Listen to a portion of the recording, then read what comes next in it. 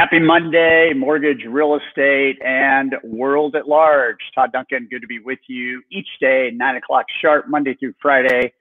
We do a little thing called a coffee with Todd. I got my coffee. It's actually my third cup, so if I seem caffeinated, I actually am. No, I can handle coffee pretty well. But anyway, I wanted to start the week off. You know, we're in the middle of May, and May is motivation month in terms of what we're trying to bring to the marketplace. And I get questions that come in through our High Trust Today private Facebook page. And I decided today, this morning, Monday, to do a clinic on one of those questions. And so I'm going to spend 15 minutes. We're going to go straight to 1:15.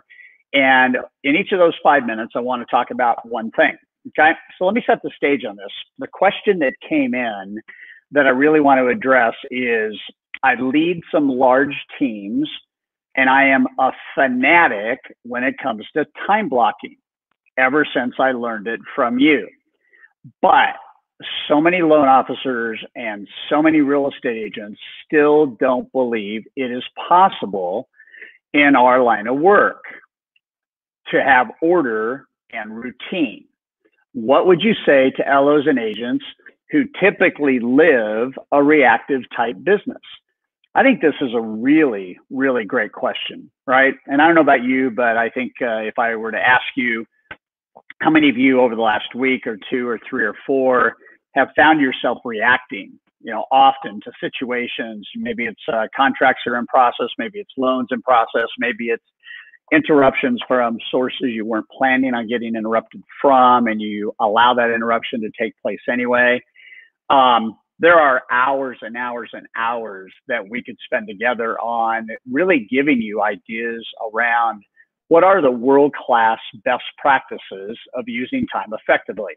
I believe I've spent the better part of my professional life since I graduated from college until this day studying peak performance productivity. I try to live it as much as I can. I get my teams as much as they can to live it. It is an art, it is a science, and it is worth it.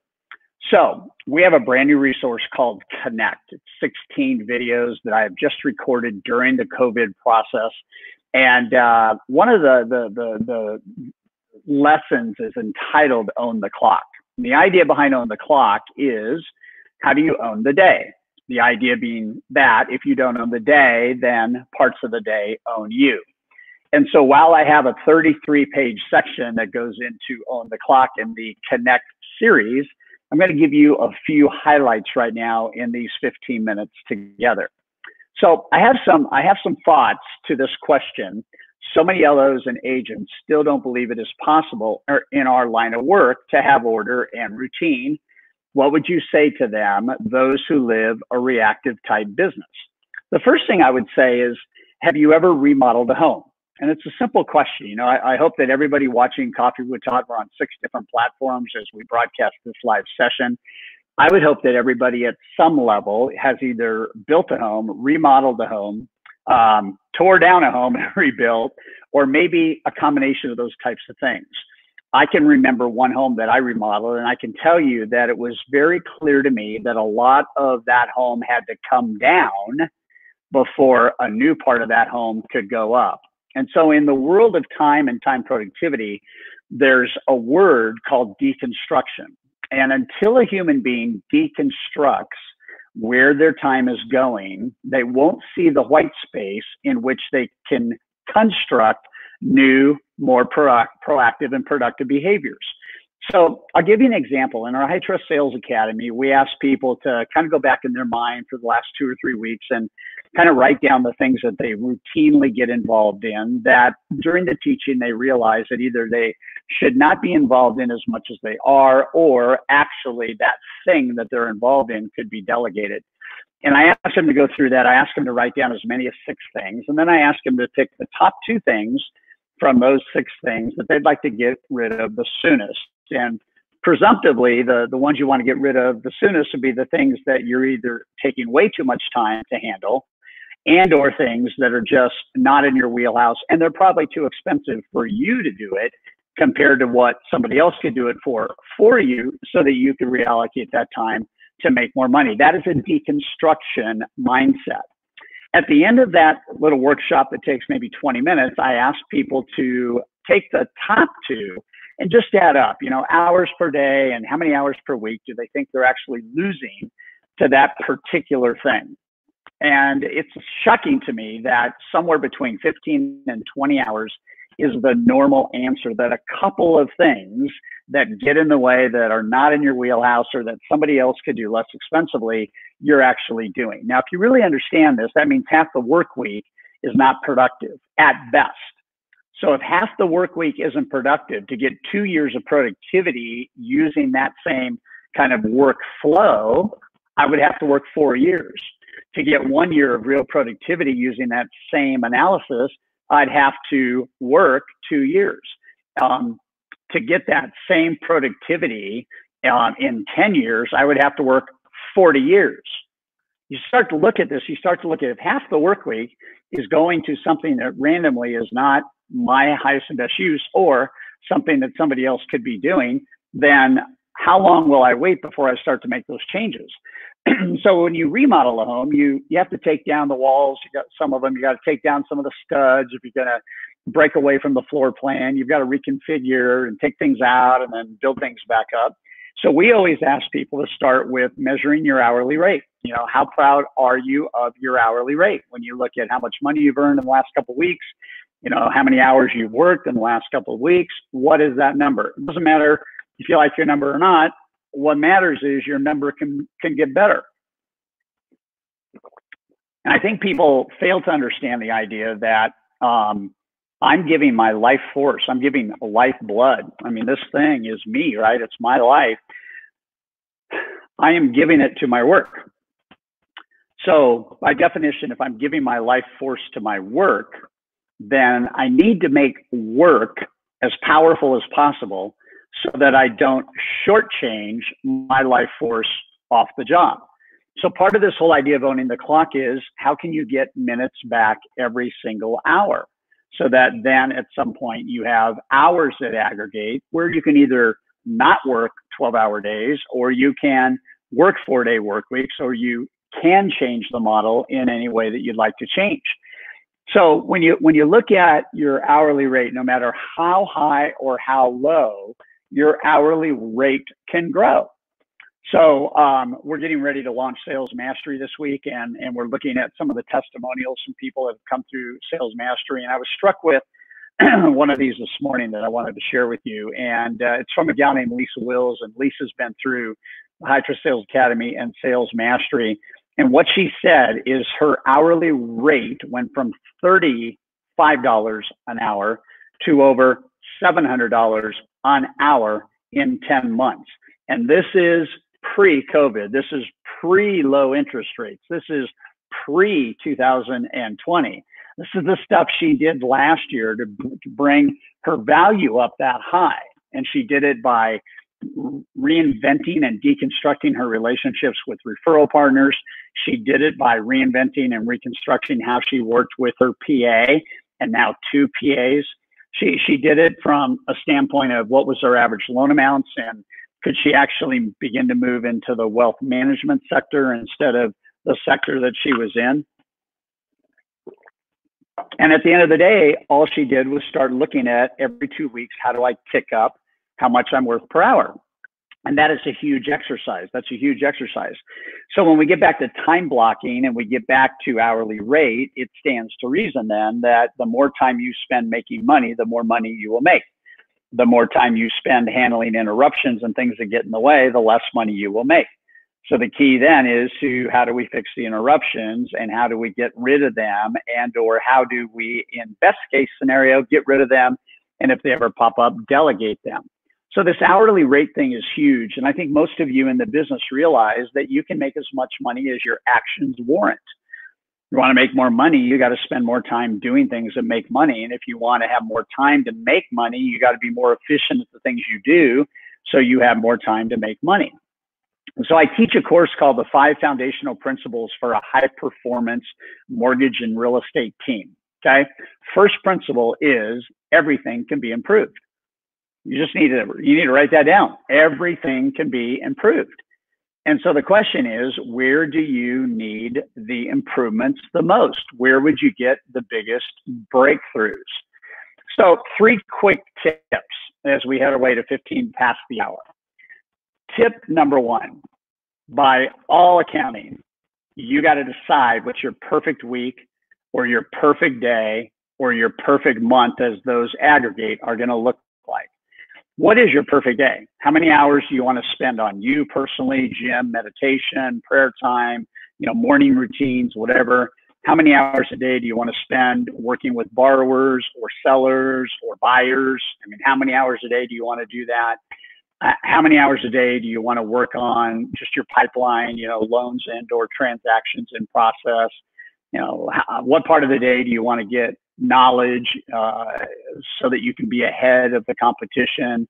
What kind of rhythm do you have around taking breaks and sharpening the saw, so to speak? What is the day? Because I'll tell you right now, about 99% of people that I coach and speak to, and I've coached and spoken to millions of people, they do not have their perfect day.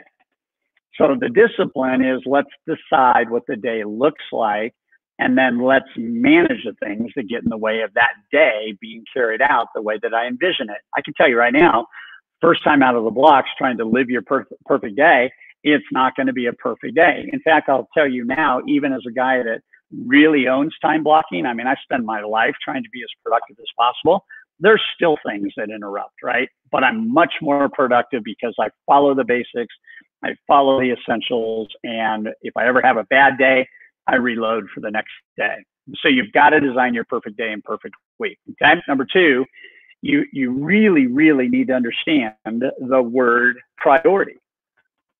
Okay. So when you think about this, you must schedule the priorities. And priorities, by definition, if you take the word prior, very interesting breakthrough right here. If you take the word prior, priority means prime concern, first concern, most important consideration, matter of greatest importance. Prior. Prior means do it before it becomes a necessity. Reactive, proactive. Everything we react to, we can proact to. Everything that is a reaction, we can have a proactive solution. Everything that takes us away from being productive, there is a solution to bring us closer to being productive. But what Stephen Covey says, and what most of the time management experts that I kind of run with say, is that if you don't determine the priorities, the day will automatically prioritize. And the difference is the priorities that you want to get done are not the urgencies that the day typically throws your way. So we back up and we realize that if priorities are important, they've got to get done. And the longer they get ignored, the more important they become. So like right now, if you're a loan officer, refis are hot, rates are low, and we don't know how long this is going to continue to go. But what we do know is when this goes away, the people that are going to win are going to be the people that right now have made relationship building a priority. Even though there's a ton of refinances to do, the priorities are going to be working with your real estate and builder partners and making sure that you have the plan together so that when this shifts, you're going to make some really, really powerful things happen. The other thing I want to say about this idea of priorities is when you manage the priorities, you have peace of mind. You have a different approach to the business. You have a softer kind of energy around you. It's not urgent. It's not like hair on fire kind of stuff. You're running the business instead of letting the business run you. And then the third thing is so design the perfect day or week. Okay, understand the word priorities. Okay, deconstruct your time. In high trust coaching, I'll tell you straight up, in high trust coaching, we make our coaching members deconstruct their time. We want to know within the first couple of weeks of their engagement in coaching, where is their time going? Because the only way we can help a coaching member figure out how to be more productive is to figure out where he or she is not being productive. And if we can figure out 5 or 6 areas that they're not being productive, and that totals 5 or 6 hours, that's about a $10,000 decision for every 5 or 6 hours we can help a member become productive. So it's essential that you have these boundaries that you start to look at. And then the final thing I would say is you got to learn from every interruption. Interruptions, you know, right now are where most people react. And what I wrote down is a reaction is a systemic flaw in something else that should have been done prior. Remember prior. Prior is ahead of, before, prior. So the key to interruptions is to look at every interruption with a sense of awe and go, okay, this is like the 5th time this has happened this month. I wonder why the same thing happens. It's a great question, because then what you can do is sit down and you can figure it out. You can say, like, this call comes in. I wonder if this call went out, this call would not come in. And you start to think that way. What do I need to do to prevent the inbound stuff that I typically react to? And I am golden, man. Again, we have dozens of hours of teaching on time productivity and insane peak performance kind of stuff. These 3 things, though, I think are the root cause for people reacting. So design your perfect day, make the priorities, learn from every interruption, and continue to shape the amount of time you spend making money and doing it the wise way and the right way. And at the end of the day, you will own the business, you will own the clock, and it will not own you. Peace of mind, straightforwardness, calmness. Here's how I succeed daily. It's a plan. It's an attack plan. It's a knowledge plan. It's an execution plan. And nothing is ever going to change. You're never going to get more time. You're never going to save more time. You can only use the time that you have. And so once it's gone forever. Make sure that you invest wisely in it, okay?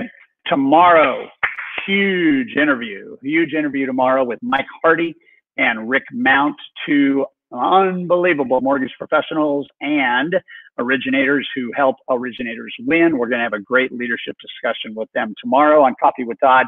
It will be a VIP extended session. It'll go 35 minutes tomorrow morning.